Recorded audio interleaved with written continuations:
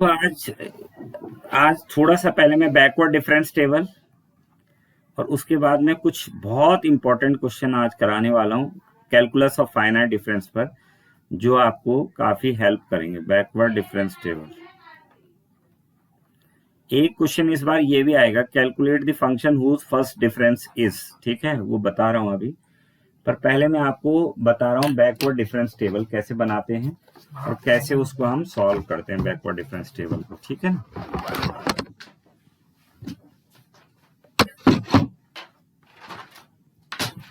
तो टेबल तो वैसे ही बनती है बैकवर्ड डिफरेंस टेबल जैसे फॉरवर्ड बनी है, लेकिन बैकवर्ड में एक फर्क होता है कि आप जो वैल्यू लेते हो वो बॉटम से लेते हो। मतलब जैसे आपने एक क्वेश्चन से कराता हूं मैं, क्वेश्चन है कंस्ट्रक्ट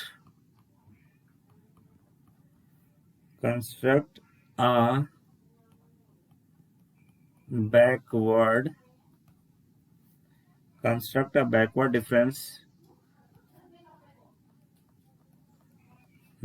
difference table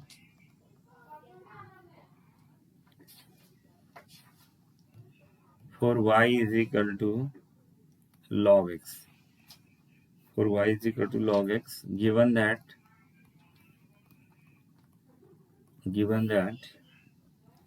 ये x दे रखा है और ये y दे रखी है।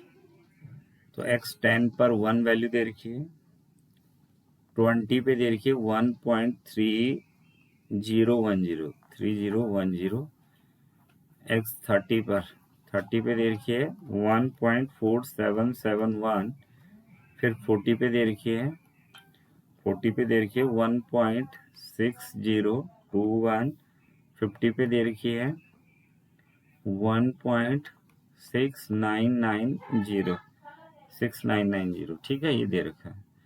अब तो टेबल तो वैसे ही बनती है जैसे टेबल कल मैंने बनानी सिखाई थी आपको ना, और इसमें आपको कैलकुलेट करना है एंड फाइंड वैल्यू ऑफ। तो कल भी मैंने बताया था कि जिसकी वैल्यू नहीं निकलती उसकी वैल्यू नॉट एग्जिस्ट मत लगाना है ना, 0 लगा देना है ना। जिसकी वैल्यू नहीं निकल रही हो, मतलब जो वैल्यू आपसे पूछ रहा है लेकिन है नहीं वहां अवेलेबल, तो उसको 0 कर देना। And find values of del cube, ये दे रखा है, बैकवर्ड ऑपरेटर का साइन दे रखा है log 40, डेल क्यूब log 40, और एक वैल्यू निकालनी है del 4 log 50। ठीक है, तो बैकवर्ड डिफरेंस टेबल बना लेते हैं पहले। बैकवर्ड डिफरेंस टेबल x,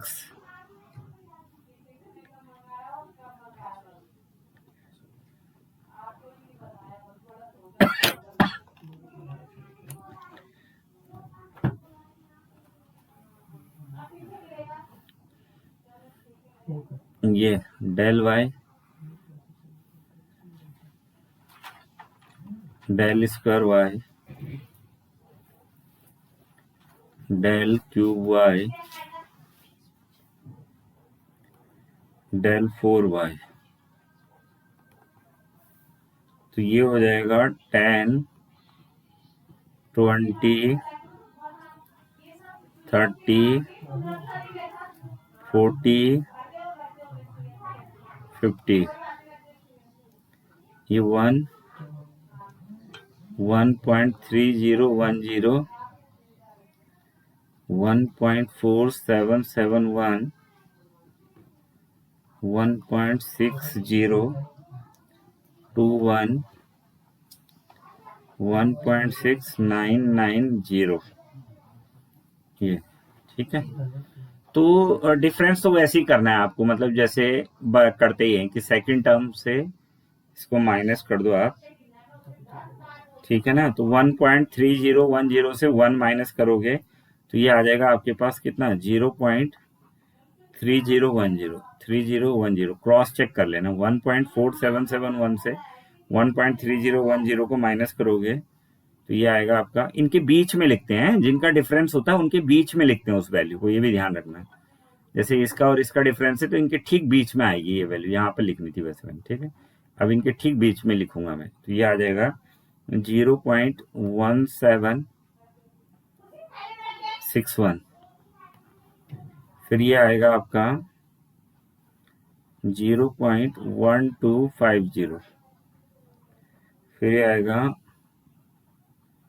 0.0969, ये आ जाएगा। ठीक है, फिर इनका माइनस करोगे तो ये आ जाएगा आपका माइनस का 1249 माइनस, फिर यहाँ पर आएगा माइनस 0.0511, फिर यहाँ पर आएगा माइनस 0.0281, तो ये आएगा आपका 0.0738। इससे इसको माइनस करेंगे, नीचे वाले से ऊपर वाले को, फिर इससे इसको माइनस करेंगे और 0.0230, और ये आएगा माइनस का 0.0508, ये आ गया। ठीक है, अब बस ये देख लो आप कि कैसे निकालते हैं बैकवर्ड टेबल। तो कुछ नहीं फर्क पड़ता, डेल क्यूब लॉग 40 निकालना है, तो डेल क्यूब लॉग 40 ये वाला निकालना है आपको। डेल क्यूब लॉग 40 ये है, देखो 40 ये है, तो डेल क्यूब वाई निकालना है और 40 पे निकालना है। तो 40 पे निकालना है तो 40 नीचे से दूसरी वैल्यू है, 40 नीचे से दूसरी वैल्यू है, तो डेल क्यूब वाले में नीचे से दूसरी वैल्यू देखना है, नीचे से। बैकवर्ड वैसे भी नीचे से देखा जाता है, फॉरवर्ड ऊपर से देखा जाता है। क्या है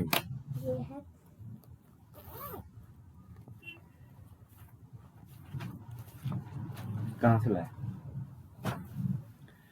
ठीक है ना, तो इसलिए क्या होता है, इसलिए यहां से देखा तो दूसरी वैल्यू ये पड़ेगी आपकी, है ना, यहां से। और यही अगर फॉरवर्ड में होती तो ये फिर पहली वैल्यू होती 10, लेकिन बैकवर्ड में है तो इसलिए आपका जो डेल क्यूब सॉरी ये बैकवर्ड डिफरेंस ऑपरेटर लॉग 40 आएगा, तो ये आएगा साहब आपका कितना आएगा, ये 0.0738। ठीक है, ये आ गया।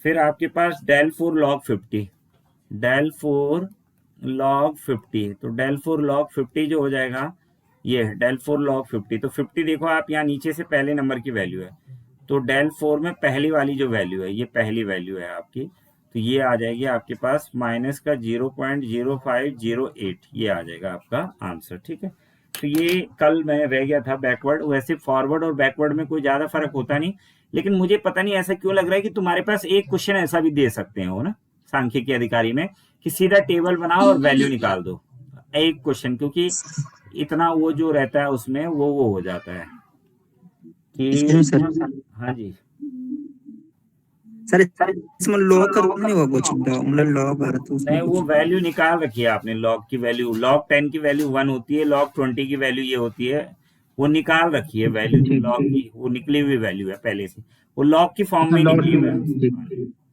जी दे जी रखी है, लॉग 10 की वैल्यू 1 ही तो होती है, लॉग 20 की वैल्यू भी 1.3010 होती है, वो उससे भी देख सकते जी हो आप लॉग टेबल पर, देखने की जरूरत नहीं है, वो दे रखा रहता है उनका ना। अब इतना वहां कौन तुम्हारा, वो तो मैंने ये तो कठिन क्वेश्चन दिया है, वो तो आसान सा देंगे, सीधा वैल्यू वाला, जैसे पॉलिनोमियल वाला मैंने कल कराया था उस टाइप का दे सकते हैं। अब देखिए एक क्वेश्चन मैं करा रहा हूं आपको, इसको ध्यान से देखना जरा है, ये क्वेश्चन आएगा पेपर में, है आना है इसमें, कि बहुत इंपॉर्टेंट क्वेश्चन है ये। जैसे क्वेश्चन है, obtain the, ओके जी, अब थोड़ा कोशिश करो, है अब क्या, मैं कुछ नहीं, मैं कुछ, हाँ ठीक, obtain the first term of the series, obtain the first term of a series, ये भी बहुत इंपॉर्टेंट क्वेश्चन है। obtain the first term of a series, first term of the series whose second, पहले जो शुरू के 6 महीने में अपनी पॉलिसी इन क्वेश्चनों के इर्द गिर्द ही रखना, ठीक है, और ट्रस्ट करके करना, इनके आस पड़ोस के क्वेश्चंस आपको पेपर में मिल जाएंगे। हाँ, उसके बाद जब आपको टाइम मिलेगा तो आप एक्स्ट्रा जाओ इनके लिमिटेड क्वेश्चनों के अलावा, पर पहले इन पे कॉम्पिटेंसी कर लेना जिस टाइप के क्वेश्चंस मैं करवा रहा हूँ। इन पे कॉम्पिटेंसी हो जाएगी, उसके बाद तुम आगे ऊपर नीचे जा सकते हो, तब तुम्हारे लिए छूट है। लेकिन पहले इन पर कॉम्पिटेंसी कर लेना, इस टाइप के क्वेश्चंस पर, जिस टाइप के क्वेश्चंस मैं करा रहा हूं, आगे पीछे 2-4 क्वेश्चन और करके अपने लेवल पे। Obtain the first term of the series whose second, और जो अब की बार वाला टेस्ट होगा उसमें वैसे मैंने वो करना है कवर, क्या पूरा वो जो पहला पेपर पढ़ा रखा है मैंने ना,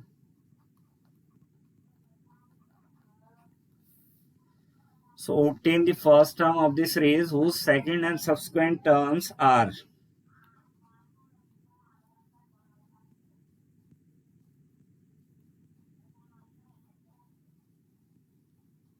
8, 3, 0 माइनस 1 0।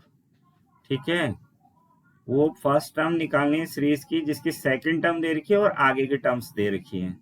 8, 3, 0 माइनस 1 और 0, मतलब सेकंड टर्म दे रखी है, उस सीरीज की फर्स्ट टर्म निकालनी है आपको। ठीक है, अब जो सीरीज है उसकी सेकंड टर्म ये है, ये थर्ड टर्म है, ये फोर्थ टर्म है, ये फिफ्थ टर्म है और सिक्स टर्म है, लेकिन फर्स्ट टर्म मिसिंग है, इसमें फर्स्ट टर्म मिसिंग है, वो आपको निकालनी है। जो फर्स्ट टर्म है यहाँ पर वो आपको कैलकुलेट करना है। अच्छा सवाल है, ट्रिक से होगा ये क्वेश्चन, तो मतलब सीधा सा है, आप ऐसे करेंगे इसको, आपको फर्स्ट टर्म निकालना है। किसको निकालना है? First term. ठीक है, फर्स्ट टर्म निकालना है, तो इसको आप ऐसा लिख सकते हैं। इसको अगर शिफ्ट ऑपरेटर की फॉर्म में लगाएंगे तो कैसा हो जाएगा? ये शिफ्ट ऑपरेटर की फॉर्म में अगर आप लगाएंगे तो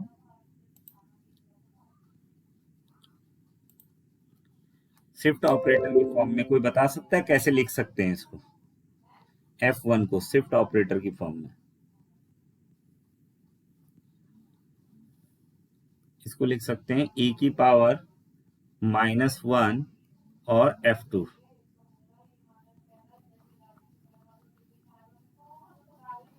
तो e का वैल्यू हो जाएगा 1 प्लस डेल। आ रहा है समझ में क्यों लिखा मैंने ऐसा? e की पावर -1 F2।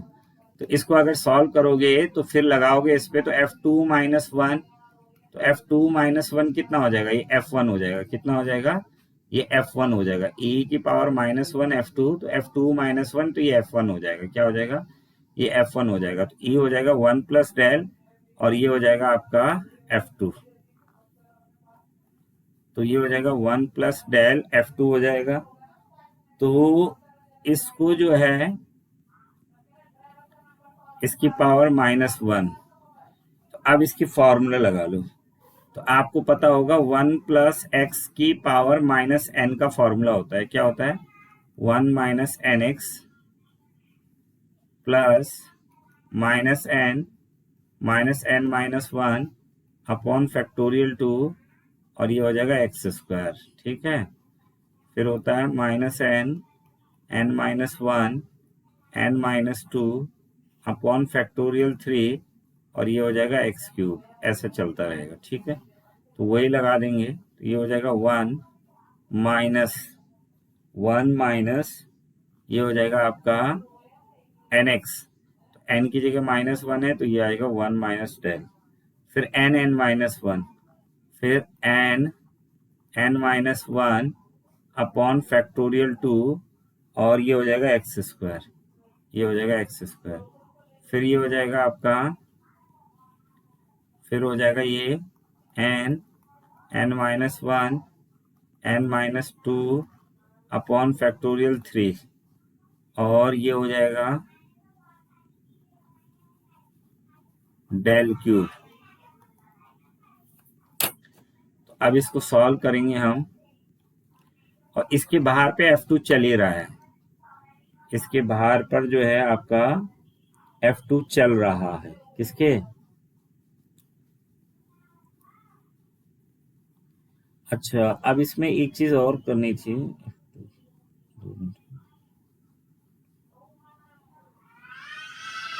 इसके लिए टेबल भी बनानी पड़ेगी आपको। ठीक है ना, इसके लिए जो है पहले आपको टेबल बनानी पड़ेगी, तब हमारे को ये वैल्यू पता करनी है ना, कौन सी? डेल स्क्वायर F2 कितनी है, डेल क्यूब F2 कितनी है। इन वैल्यू को पता करने के लिए हमें इसके लिए टेबल बनानी पड़ेगी। तो टेबल बनाएंगे, इसकी सेकंड टर्म से शुरू होगी वो टेबल जो है आपको, क्योंकि सेकंड टर्म दे रखी है तो सेकंड टर्म से शुरू होगी। ठीक है, अभी यहाँ पर वो रखो, अब टेबल बनाओ इसकी, क्योंकि फर्स्ट टर्म तो दे नहीं रखी, तो आप यहाँ पर से बनाएंगे टेबल एक्स, फिर यहाँ पे लिखेंगे आप F x, x F x. तो अब ये आ जाएगा आपके पास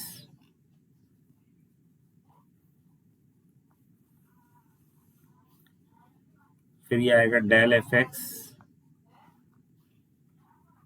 फिर ये आएगा डेल स्क्वायर एफ एक्स,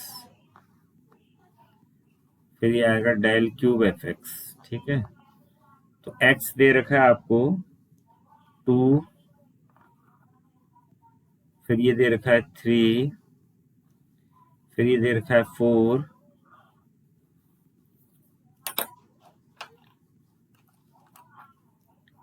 फिर ये हो जाएगा 5, और ये दे रखा है 6। सेकंड टर्म दे रखी है, थर्ड टर्म दे रखी है, फोर्थ टर्म दे रखी है, फिफ्थ टर्म दे रखी है और सिक्स टर्म दे रखी है।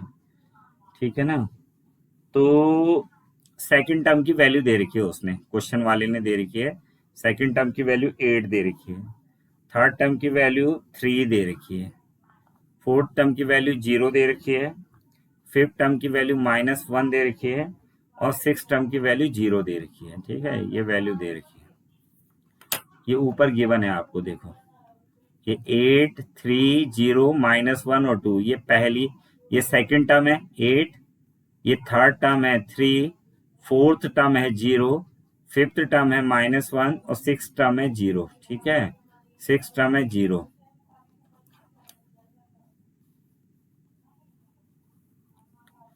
अब तो डेल एफ एक्स निकालोगे तो ये 3 में से 8 जाएगा तो ये आएगा -5, 0 में से -3 जाएगा तो -3, फिर -1 में से 0 गया तो -1 हो जाएगा। ठीक है, फिर 0 में से -1 गया तो ये 1 आ जाएगा आपके।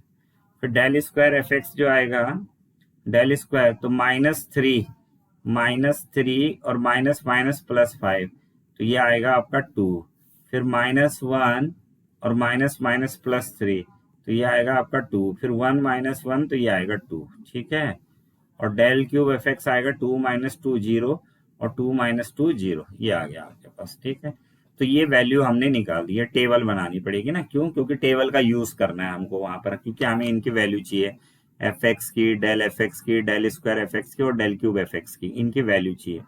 तो इनकी वैल्यू चाहिए, तो ये वैल्यू हमने लिख दी। अब आपको क्या करना है, अब ये जो वैल्यू आपने लिखी 1 माइनस डेल, और ये n(n-1) upon factorial 2x², n(n-1) n-2 upon factorial 3x³। तो x³ तक ही करा मैंने, क्यों, क्योंकि डेल क्यूब एफ एक्स की वैल्यू 0 है, तो इससे आगे मैंने एक्सपेंड भी नहीं करा। और फिर ये जो है आपका, ये हो जाएगा आपका f2, ये हो जाएगा आपका f2 हो जाएगा। ठीक है, अब इसको सॉल्व कर लो साहब। इसको सॉल्व करेंगे जब हम,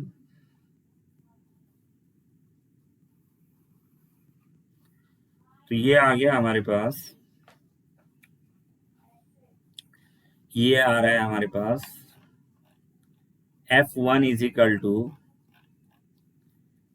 f1 is equal to f1 is equal to, यहां पर आ जाएगा आपके पास, ये आ जाएगा आपके पास 1 1, और ये आएगा डेल माइनस डेल, इसको सॉल्व करेंगे तो -2 और -1 तो +2, 2 फैक्टोरियल से 2 घट जाएगा तो डेल स्क्वायर बचेगा।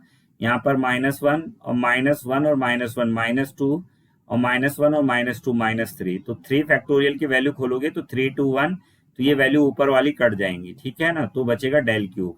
समझ में आ रहा है ना, सीधा सीधा ये आएगा ना, कैसे, यहाँ बचेगा 1, और यहाँ तो था माइनस डेल, फिर ये आएगा आपके पास कितना, n(n-1) nx n(n-1) यानी -1 और n-1 यानी -2 अपॉन फैक्टोरियल 2, तो फैक्टोरियल 2 से ये कट जाएगा और माइनस माइनस +2 हो जाएगा, तो ये आएगा डेल स्क्वायर, फिर n(n-1) यानी -2, n-2 यानी -3 अपॉन फैक्टोरियल 3, तो 3 2 जा 6, तो ये कट जाएगा, ये कट जाएगा और माइनस का आएगा, क्योंकि 3 साइन है नेगेटिव के, तो ये आएगा डेल क्यूब, ये डेल क्यूब आएगा। ठीक है, प्लस आगे चल के, और इसके साथ चल रहा है साहब हमारा इसके साथ चल रहा है हमारा F2, क्या चल रहा है F2, ठीक है। तो ये आ जाएगा हमारा, तो इसको हम ऐसा लिख सकते हैं, कैसा, तो ये आ जाएगा आपका F2 माइनस का डेल F2, और ये आ जाएगा आपका डेल स्क्वायर F2, और ये आ जाएगा आपका del cube F2, del square F2, और ये हो जाएगा del cube F2, del cube F2, ठीक है ना। तो F2 minus del F2 plus del square F2 plus del cube F2, del cube F2। अब ये वैल्यू रख दो इसमें, एक एक करके वैल्यू रख दो। तो देखो F2 की वैल्यू कितनी है, F2, तो F2 की वैल्यू हो जाएगी 8, ये हो जाएगी F2 की वैल्यू, ये 2 के करस्पॉन्डिंग 8। फिर डेल F2 की वैल्यू हो जाएगी -5, फिर डेल स्क्वायर F2 की वैल्यू हो जाएगी 2, और डेल क्यूब F2 की वैल्यू हो जाएगी 0, ठीक है। ये डेल F2 की वैल्यू हो जाएगी 8, फिर डेल F2 की वैल्यू हो जाएगी -5 क्योंकि ये पहले नंबर की एंट्री है, फिर डेल स्क्वायर F2 की वैल्यू हो जाएगी 2, पहले नंबर की एंट्री है, और डेल क्यूब F2 की वैल्यू हो जाएगी 0। तो ये वैल्यू रख दो। तो F2, तो F2 है आपके पास 8, F2 है आपके पास 8, फिर डेल F2, तो डेल F2 जो हो जाएगा आपके पास, डेल F2 कितना हो जाएगा, डेल F2 हमारे पास आया साहब, कितना आया डेल F2, डेल F2 आया -5, डेल F2 आया -5, तो डेल F2 आया -5, -5, और फिर आया आपके पास, ये आया आपके पास डेल स्क्वायर F2, तो ये आया 2, ये तो 0 है, ये आपके पास ये वैल्यू 0 है, तो ये आ जाएगा 8 माइनस माइनस प्लस 5 और 2, तो 8 और 5 10, 8 और 5 10, 8 और 5 13 और 2 15 आ जाएगा, कितना आएगा, 8 और 5 13 और 2 कितना हो जाएगा, 15 आपका आंसर आ जाएगा। तो F1 की वैल्यू जो है 15 है ना, मतलब नंबर 1 पे जो वैल्यू आनी थी वो 15 आनी थी इसके, इसके ऊपर जैसे हम यहाँ x की जगह 1 लिखते हैं तो fx जो आना था वो 15 आना था। तो ये सवाल बहुत इंपॉर्टेंट सवाल है, सवाल इंपॉर्टेंट है। अब तुम्हें लंबा रहा होगा, पर मैंने करा लंबा है, वो है छोटा ही सवाल ना, मतलब बहुत ज्यादा छोटा नहीं है, शॉर्टकट में कर लोगे तुम इस क्वेश्चन को, इतना लेंदी क्वेश्चन नहीं है, वो तो मैं कर रहा हूं तो इसलिए वो आपको दिख रहा है, ठीक है ना। फिर अगला सवाल देखो जरा।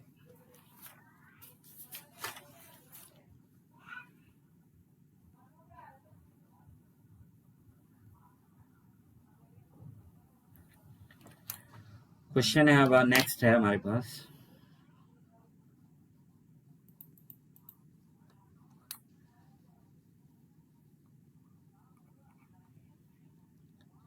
Find F6, find F6, F0 is equal to -3, F1 is equal to 6, F2 is equal to 8, F3 is equal to 12,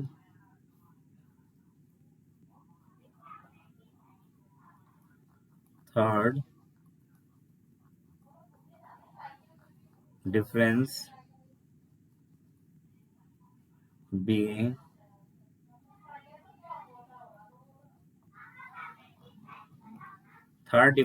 constant, ठीक है ना।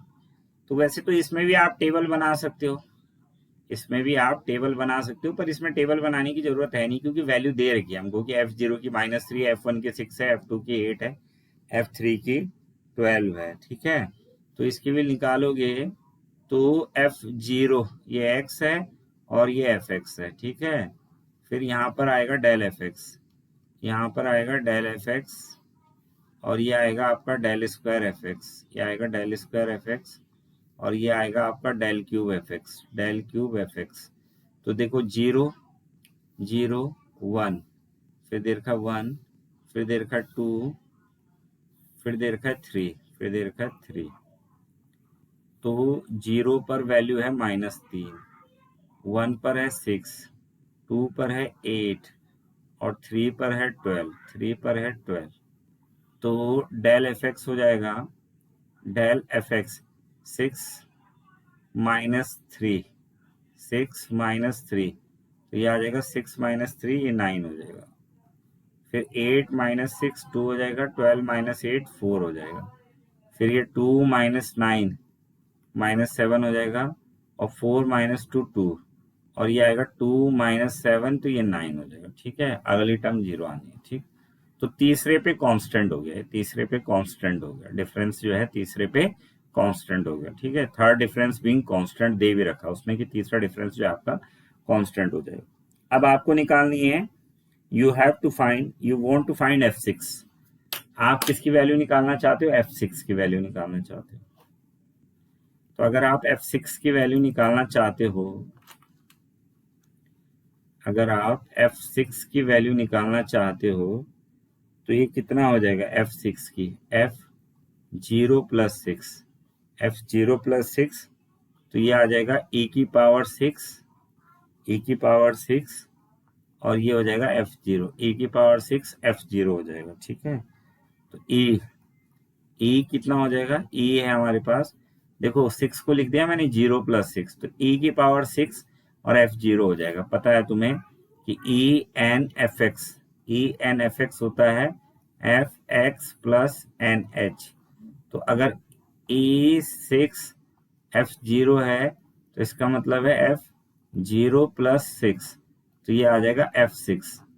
तो वही लिखा मैंने कि f6 को 0 प्लस 6 लिख दिया, और e की पावर 6 प्लस f0, तो e हो जाएगा 1 प्लस डेल की पावर 6, और ये हो जाएगा आपका f0। तो ये हो जाएगा, इसको करेंगे 1 प्लस nx, nx हो जाएगा 6 डेल्टा, फिर n माइनस 1 अपॉन फैक्टोरियल 2 और x स्क्वायर, फिर n minus 1 n minus 2 upon factorial 3, और ये आएगा डेल क्यूब। तो डेल क्यूब से आगे का लिखने की इसलिए जरूरत नहीं है क्योंकि वो कांस्टेंट हो गया, तो उसके आगे की वैल्यू 0 ही आती है फिर, तो वो जहां पर कांस्टेंट है वहीं पे रोक देते हैं, ये f0 हो जाएगा। तो ये आ जाएगा 1 इंटू f0, तो ये हो जाएगा f0, फिर ये आएगा 6 डेल f0, फिर ये आएगा 6 में से 1 गया 5, 6 में से 1 गया 5, तो 2 3 6, तो 15 डेल स्क्वायर f0, और प्लस 3 दूनी 6, 3 फैक्टोरियल 6 कट जाएगा, 3 दूनी 6, 3 फैक्टोरियल 6 होता है, तो 6 माइनस 1 5, 6 माइनस 1 5, और 6 माइनस 2 4, 6 माइनस 1 5 और 6 माइनस 2 4 हो गया। तो ये 5 हो गया और ये 4 हो गया, और ये हो गया del cube f0, del cube f0। ठीक है, तो ये आ जाएगा आपके पास, this is f0, 6 del f0, 15 del square f0, और 20 डेल क्यूब f0।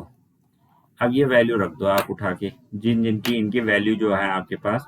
तो देखो f0 कितना है आपके पास? -3, f0 वैल्यू कितना है? -3 है। फिर डेल f0 है आपके पास 9, और डेल स्क्वायर f0 है -7, और डेल क्यूब f0 है 9। ठीक है, तो ये वैल्यू है हमारे पास, यानी f0 जो है हमारे पास, f0 है -3, फिर डेल f0 है आपके पास 9, फिर डेल स्क्वायर f0, है आपके पास -7, और डेल क्यूब f0 है आपके पास 9। ये वैल्यू है हमारे पास। ठीक है, तो इन वैल्यू को उठा के नीचे रख दो। तो f0 आया हमारे पास,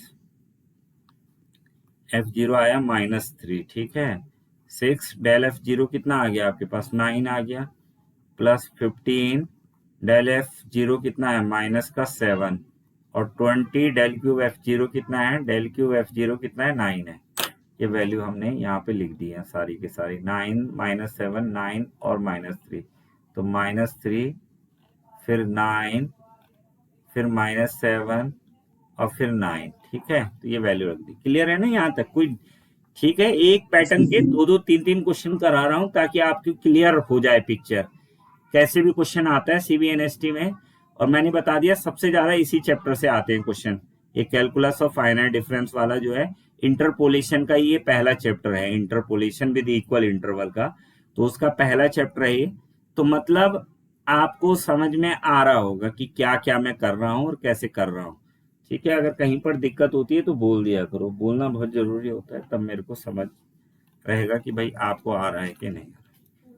तो ये आ जाएगा आपके पास, दिस इज -3, 6 9 जा 54 और 15 7 जा 105, 15 7 जा 105 और 29 जा हो जाएगा 20 नमे 29 जा 20, 29 जा होगा 180। ठीक है, ये हो गया। तो ये आ जाएगा आपके पास, इसको सॉल्व कर लो आप। 54 और 3, 54 और 3 जो हो जाएगा, ये पूरा सॉल्व करके आपके पास आएगा 126। कितना आ जाएगा? 126। F6 की जो वैल्यू आएगी वो 126 आएगी। F6 की जो वैल्यू आएगी आपके पास वो 126 आ जाएगी। ठीक है सर, ये आ जाएगा आपका आंसर। ठीक है, अब नेक्स्ट क्वेश्चन देखो जरा, जो आप करा रहा हूं अगला, वो इससे भी अच्छा है। मतलब क्वेश्चन सारे ये वाले क्वेश्चन हैं जो पेपर में आपको मिल सकते हैं, क्योंकि ये भले ही तुम्हें लंबे लग रहे हैं पर लंबे है नहीं, छोटे छोटे हो, तो मैं समझाने के लिए हर एक स्टेप को दो बार ओपन ही रहे, उसको ठीक ढंग से, तो उस तरीके से आप देख सकते हैं क्लास खुला हो देखो तो चार्ज होगा।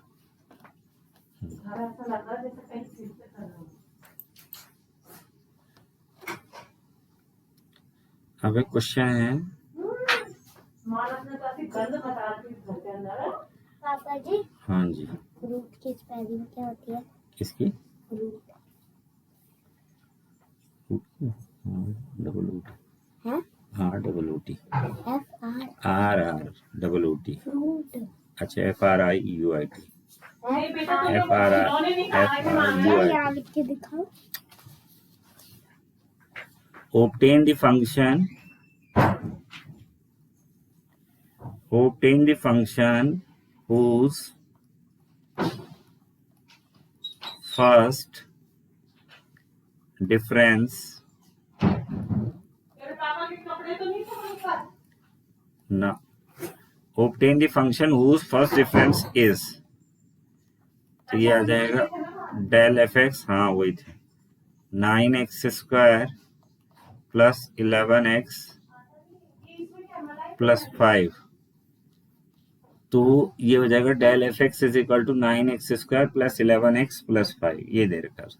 बहुत वेरी वेरी इंपॉर्टेंट क्वेश्चन है, वेरी वेरी इंपॉर्टेंट क्वेश्चन किसी भी कॉम्पिटिटिव एग्जाम के लिए, कोई भी हो, इवन आप एलटी का एग्जाम दे रहे हो, आप पीजीटी का दे रहे हो, ठीक है, आप स्टैटिकल ऑफिसर का दे रहे हो, इवन आप एनी अदर एग्जाम, कोई भी एग्जाम आप दे रहे हो, so this question is very important. Obtain the function, वो फंक्शन निकालना है whose first difference is, so you have given here is the first difference, right.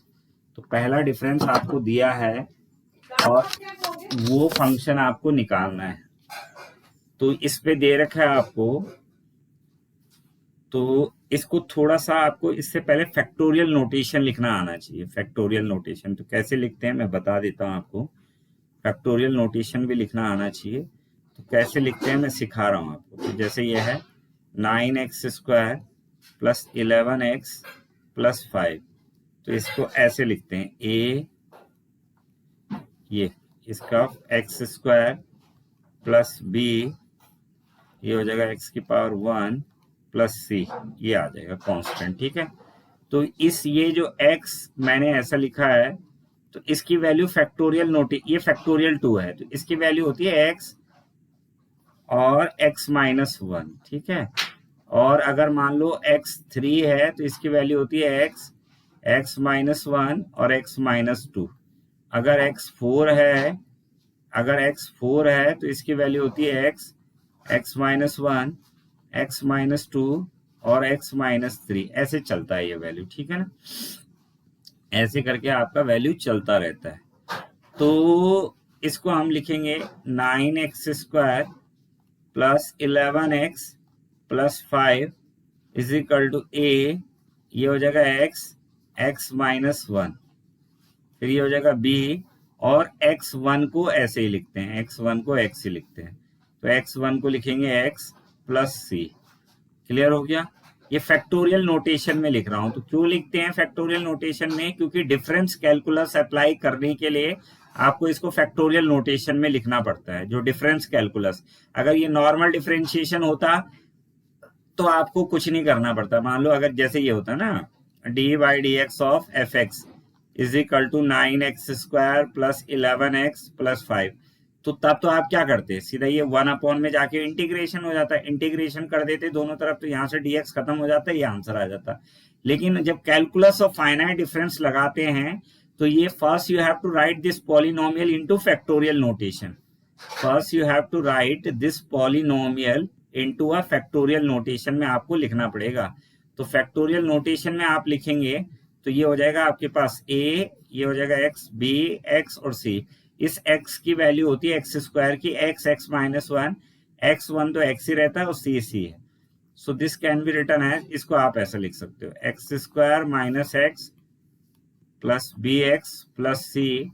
तो ये आ जाएगा आपके पास ax² minus ax plus bx plus c। तो ये हो जाएगा आपके पास ax², x कॉमन ले लो तो ये हो जाएगा b minus a plus c। तो अब इसको दोनों तरफ इक्वेट करना है आपको। तो 9x² 11x plus 5, so equating both side, equating both side, तो दोनों साइड इक्वेट कर दो, equating both side.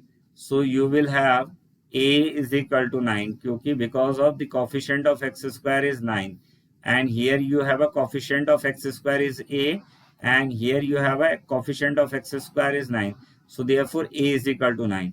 Now equating the coefficient of x, so when you are going to equating the coefficient of x, so it means you have b minus a is equal to 11, and when you are equating the constant, then you have a c is equal to 5, then you have a c is equal to 5.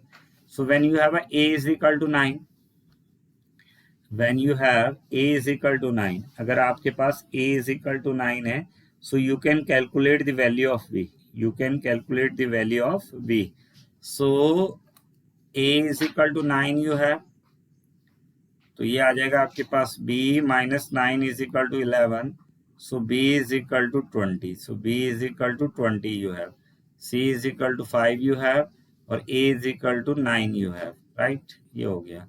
तो then you can write it as, इसको आप ऐसा लिख लीजिए, आप जो ऊपर factorial notation में आपने लिखा था तो वहां पर आ जाएगा ये, यानी 9x² प्लस 11x प्लस 5 का जो फैक्टोरियल नोटेशन आया हमारे पास,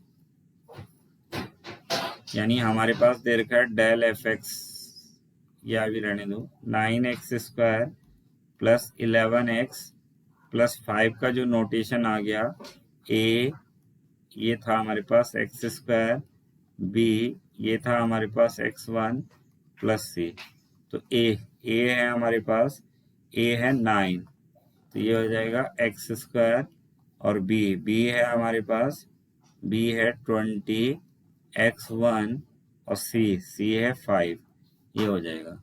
तो इसको आप ऐसा भी लिख सकते हो, ये डेल एफ एक्स, ये वैल्यू दे रखी है ना, ये फर्स्ट डिफरेंस दे रखा है, डेल एफ एक्स माने first difference, 9x² plus 11x plus 5 आपको फर्स्ट डिफरेंस दे रखा है।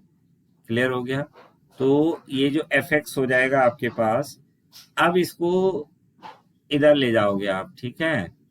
तो ये जो एफ एक्स है ये ऐसा हो जाएगा 9 1 डेल, ये हो जाएगा x², फिर ये आएगा 20 1 डेल, ये आ जाएगा x1, और ये आएगा 5 बाहर आ जाएगा 1 डेल और 1। तो अब ये नॉर्मल इंटीग्रेशन की तरह व्यवहार करने लग जाएगा, जैसे नॉर्मल इंटीग्रेशन करते हैं ना, डी माने डिफरेंशिएशन, अरे डी माने डिफरेंशिएशन और 1/d होता है इंटीग्रेशन, 1/d होता है इंटीग्रेशन। तो ये डिफरेंस कैलकुलस का है। तो अब इसको फैक्टोरियल नोटेशन में बदल दिया, तो अब इस पे नॉर्मल सीधा वही लगा लो जो इंटीग्रेशन में लगता है। तो x² का इंटीग्रेशन क्या होता है? जैसे x² का इंटीग्रेशन तुम्हें पता है x³/3 होता है x² का, तो यहाँ पर आप लिखोगे x³/3, x³/3 हो जाएगा। फिर ये है 20, x का इंटीग्रेशन क्या होता है? x²/2 और 5, और इसका इसका होता है x plus constant of integration c आप लगाते हो, कांस्टेंट ऑफ इंटीग्रेशन c आप लगाते हो, ठीक है, कांस्टेंट ऑफ इंटीग्रेशन c आप लगाते हो। तो ये हो जाएगा हमारे पास। इसको आप क्या करेंगे, इसको काट दो, 3 3 जा 9, फिर ये आएगा 2 10 जा 20, ये आ जाएगा 3x³ plus 10x2 plus 5x1 और प्लस c, ये आ जाएगा हमारे पास। तो इसको हम ऐसा लिख सकते हैं, कैसा, इसको हम लिख सकते हैं 3x³ को लिखेंगे x माइनस 1 x माइनस 2, फिर 10x को लिखेंगे x minus 1 plus 5x plus c। अब इसको इंटू कर लो अंदर, या इंटू करके जो आएगा वो आपका आंसर होगा 3, तो ये आ जाएगा आपका x² माइनस x, और ये हो गया आपका x माइनस 2, ये आएगा आपका 10x² minus 10x plus 5x plus c। तो ये हो जाएगा आपके पास 3, ये हो जाएगा x³ minus 2x² minus x² plus 2x, और ये आएगा आपका 10x² minus 10x plus 5x plus c। तो ये जो आएगा आपके पास 3x³ 2x² 3, तो 3 2 जा 2x² और x² माइनस 3 हो जाएगा, और 3 3 जा 9, तो ये आएगा 9x² plus 6x plus 10x² minus 10x plus 5x plus c। इसको सॉल्व कर लो, वो आपका आंसर आ जाएगा जो बच जाएगा, ठीक है। तो ये आ जाएगा आपके पास 3x³ 9x² और 10x, तो 10 में से 9 जाएगा तो ये आएगा x², और 6 और 5 11 में से 10 गया, 6 और 5 11 में से 10 गया, तो ये आएगा x प्लस c, ये आपका आंसर आ गया, राइट है। तो ये है साहब आपका आंसर है। अब इसको क्या करना है नेक्स्ट, अब एक और देखो जरा, इसी टाइप का क्वेश्चन एक और करा रहा हूं, ये बहुत इंपॉर्टेंट है, ऑब्टेन द फंक्शन। अब ये कभी कभी ऐसा भी आता है, कैसे, अब देखो जरा ये क्वेश्चन, इसी क्वेश्चन को अगर मैं थोड़ा सा चेंज फ्लेवर में दूं तो ये क्वेश्चन ऐसा भी आ सकता है, कैसा, क्वेश्चन है find a function fx, find a function fx for which find a function fx for which del fx is equal to दे रखा है आपके पास x और x माइनस 1, ये दे रखा है x माइनस। तो बात वही है कि या तो ऐसा पूछ ले हो कि function find the function whose first difference is, ये डेल का मतलब फर्स्ट डिफरेंस होता है, डेल का मतलब ही फर्स्ट डिफरेंस है, ये डेल का मतलब है फर्स्ट डिफरेंस। अगर डेल स्क्वायर है तो इसका मतलब है सेकंड डिफरेंस, डेल स्क्वायर कहीं पर लिखा है तो इसका मतलब है सेकंड डिफरेंस की बात कर रहा है वो। अगर मैं डेल क्यूब दे रहा हूं तो इसका मतलब मैं थर्ड डिफरेंस की बात कर रहा हूं, अगर मैं डेल क्यूब दे रहा हूं तो मैं थर्ड डिफरेंस की बात कर रहा हूं, ठीक है। तो डेल दे रहा है तो ये फर्स्ट डिफरेंस है, डेल का मतलब होता है फर्स्ट डिफरेंस, डेल का मतलब होता है फर्स्ट डिफरेंस। तो वो वही दे रहा है कि ऐसा फंक्शन निकालो जिसका फर्स्ट डिफरेंस आपको दे रखा है। तो तरीका सेम ही है। तो देखो क्या है, ये सवाल आ रखा है पेपर में, इसीलिए लिया है मैंने, पेपर से ले रखा है किसी से।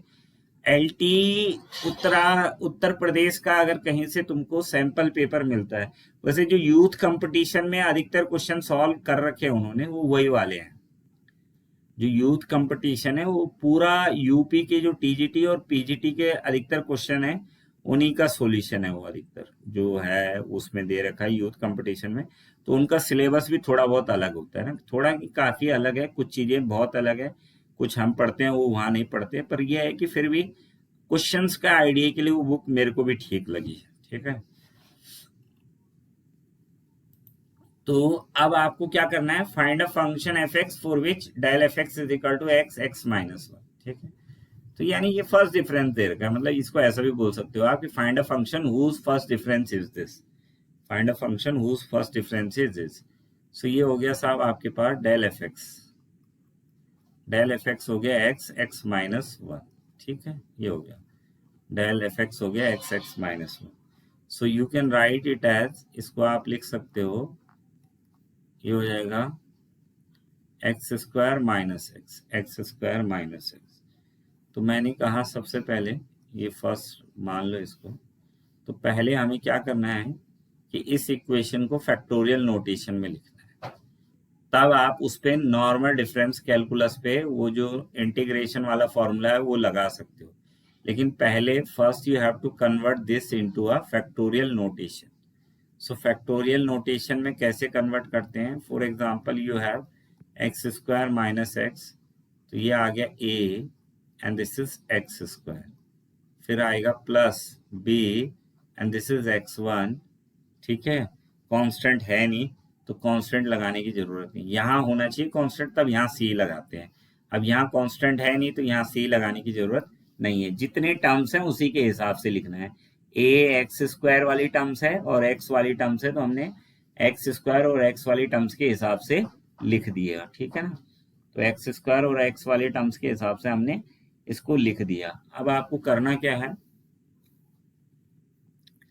कि जैसे ये है आपके पास a x square b x one, तो इसमें क्या है, इसको फिर वैसे सॉल्व कर लो जैसे अभी बताया था मैंने आपको, एक्स स्क्वायर माइनस वन, तो a x x minus one और बी एक्स, तो ये आ जाएगा a x square minus x plus b x, तो ये आ जाएगा आपके पास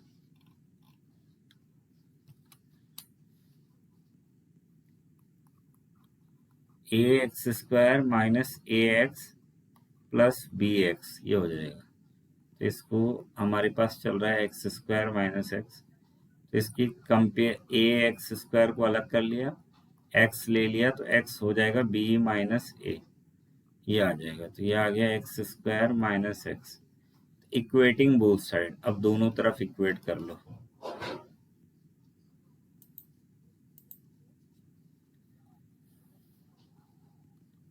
equating both side, so if you are going to equate both side, तो a इज इक्वल टू हो जाएगा वन और b minus a is equal to हो जाएगा माइनस वन, तो b minus a one is equal to minus one, तो b is equal to हो जाएगा माइनस वन प्लस वन, तो b इज इक्वल टू हो गया जीरो, b आ गया साहब आपके पास जीरो और a आ गया आपके पास वन, a आ गया आपके पास वन, ए आ गया वन और बी आ गया साहब आपके पास जीरो। ठीक है, तो अब इसको क्या करना है, हमने ए और बी आ गया तो ये वैल्यू उठा के ऊपर रख दो, कहाँ, जो ये फैक्टोरियल नोटेशन आपने लिखा है, ऊपर लिखा है फैक्टोरियल नोटेशन, ये लिखा है हमने x square minus x is equal to a, और ये लिखा था हमने एक्स स्क्वायर, और ये हो गया बी, और ये हो गया आपके पास एक्स वन।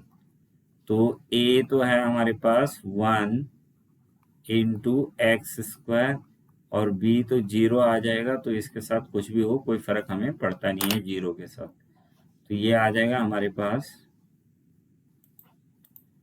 तो दिस वन इज, तो ये हो जाएगा हमारे पास, ये आ जाएगा एक्स स्क्वायर प्लस ये हो जाएगा आपका दिस इज, ये हो जाएगा जीरो, ये जीरो हो जाएगा, तो ये हो जाएगा आपका एक्स स्क्वायर माइनस एक्स, तो एक्स स्क्वायर माइनस एक्स, तो ये आ जाएगा x x minus one, x x minus, oh sorry अभी नहीं, अभी तो नहीं होगा, अभी पहले ये क्या आएगा, अब ये एक्स स्क्वायर माइनस एक्स किसकी वैल्यू है, ये है डेल एफ एक्स, ये दे रखा है ना आपको कि first difference of the function दे रखा है, तो ये आ गया, आपने फैक्टोरियल नोटेशन में इसको कन्वर्ट कर दिया, तो एफ एक्स अब अगर निकालेंगे तो ये हो जाएगा वन अपॉन डेल और ये हो जाएगा एक्स स्क्वायर, तो ये हो जाएगा x cube by three plus constant of integration जैसे सी हम लगाते हैं, ठीक है। तो ये हो जाएगा आपके पास, दिस इज एफ एक्स भी है, ये एफ एक्स हो गया आपके पास। तो इसलिए अब हमारे पास क्या करेंगे, इसको हम ऐसा कर देंगे, कैसा, तो f x is equal to हो गया x cube by 3 plus c, तो ये f x is equal to हो गया 1/3, और x3 को आप लिखेंगे x माइनस 1 और x माइनस 2 प्लस ये c हमारा चल रहा है। इसको और सिंप्लीफाई करोगे तो आपका आंसर आ जाएगा, ये आ जाएगा आपका एक्स स्क्वायर माइनस एक्स, और ये आ जाएगा आपके पास ये कितना हो जाएगा x माइनस 2 प्लस सी, तो इसका इंटू कर देना अंदर, तो ये आपका आ जाएगा, ये कितना हो जाएगा, ये आया ना आपका एक्स स्क्वायर माइनस एक्स, तो इसका इंटू करोगे तो ये आएगा आपका x cube minus 2x square और माइनस का 2x और प्लस का 2x प्लस सी, तो ये आ जाएगा 1/3 एक्स क्यूब और माइनस का 2x स्क्वायर, तो ये कैंसिल हो रहा है आपका, ठीक है ना, तो ये आ जाएगा आपका सी। तो इसको और सिंप्लीफाई करना है तो कर लो, x कॉमन ले लो साहब, ठीक है, अगर होता है तो देख लो, x cube minus 2x square, फिर ये आएगा आपका x cube minus 2x square, और फिर ये क्या हुआ, ये गड़बड़ नहीं कर दिया मैंने, एक्स क्यूब ये होना था ना एक्स क्यूब और माइनस 2x स्क्वायर, फिर x का x के साथ होना था, तो कितना होना था, ये माइनस का x स्क्वायर, ये गड़बड़ हो गया, तो यहाँ पर आएगा 1/3, ये होना था एक्स क्यूब और माइनस 2x स्क्वायर, फिर ये आना था minus x square plus 2x और प्लस सी, तो ये आ जाएगा आपका 1/3, ये हो गया x cube minus 3x square और plus 2x plus constant of integration c करके, तो इसको f x is equal to आपका ये बन गया 1/3, ये हो गया x cube minus 3x square plus 2x plus c. Right, clear है ना, कोई डाउट तो नहीं है इसमें किसी को? हाँ जी, ठीक है। तो ये चीजें हैं, ये जो है obtain the function whose first difference is, इस टाइप का, मतलब क्वेश्चन जो है ये इंपॉर्टेंट क्वेश्चन है ये इस टाइप का, और जो आज जो चीजें मैंने डिस्कस करी है, तो अभी कर रहा हूँ, एक नेक्स्ट क्वेश्चन है, 2 मिनट।